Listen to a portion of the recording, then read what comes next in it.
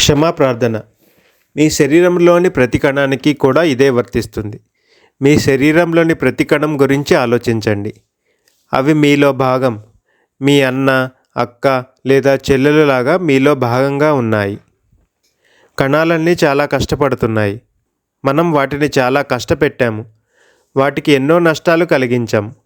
ఆహారంతో, ఆలోచనలతో, అన్ని రకాల డ్రగ్స్తో, అన్ని రకాల ఔషధాలతో వాటికి చాలా హాని కలిగించాం. కాబట్టి వాటికి మనం క్షమాపణలు చెప్పాలి. అవి రోజు, రాత్రి, పగలు తేడా లేకుండా కష్టపడుతున్నాయి.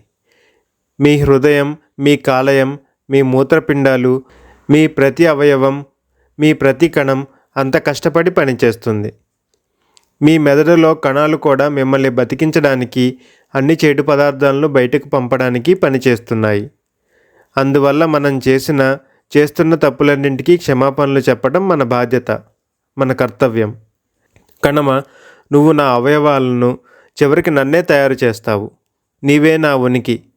నాలోని ప్రతి కణము నాకు చాలా ముఖ్యమైనది. నేను నిన్ను నా శరీర భాగముగా, నా సొంత భాగముగా అంగీకరిస్తున్నాను. నా శరీరంలో యాక్టివ్గా ఉన్న కణాలకు, యాక్టివ్గా ఉండేవి ఏమిటి? క్యాన్సర్ కణాలైనా, సోరియాసిస్ కణాలైనా లేదా ట్యూమర్ కణాలైనా, ఏవైనా సరే. నేను మిమ్మల్ని క్షమిస్తున్నాను. నేను ఎలాంటి కారణం లేకుండా మిమ్మల్ని యాక్టివ్ చేశాను.